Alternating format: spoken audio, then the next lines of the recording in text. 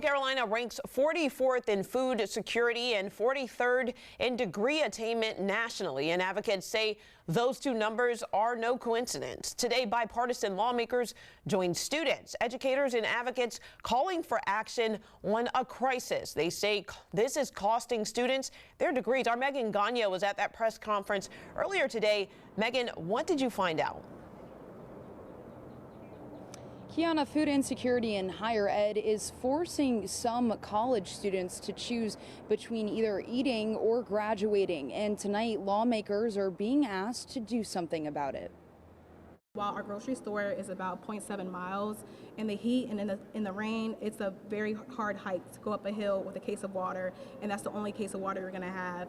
For students at Benedict College, that struggle is not new. The nearest grocery store to campus is nearly a mile away after the Save a Lot on Hardin Street shut down in 2019, leaving lower income residents and students without a nearby option. Our food line is only a 5-minute drive. However, that's a 20-minute walk, and most of our students don't have transportation. And even for those with a meal plan, getting to a cafeteria is not always possible. Packed schedules, after-hours practices, and part-time jobs can mean the cafeteria closes before some can get there. If times are tight with your economic or financial status, lunch might be your last meal of the day.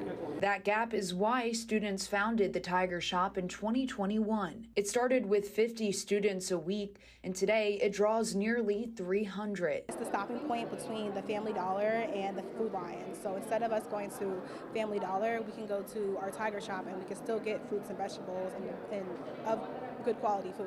The need also extends beyond the Midlands to the Low Country at Trident Technical College. Assistant Vice President Dr. Amy Huddick says when schools step up, the results speak for themselves. We saw that students were retained, who used the grocery vault, were retained at an 18.5% higher than students who did not. So I can't think of any other retention intervention in higher education that has such a good return. However, advocates say campus pantries are only part of the answer. 1 in 3 college students are affected by food insecurity. So that's why we're looking for how do we continue to have students within our South Carolina schools. We need to address this on a state level. Working 20 hours a week in order to get SNAP as well as to be able to afford everything, plus going to school full time, it's like having 2 full-time jobs. Now, advocates spoke to Representative Hamilton Grant earlier today. Grant says, well, there hasn't been any specific legislation filed quite yet for this. Today was a critical first step. In Columbia, I'm Megan Gagnon, Watch Fox News, Local First.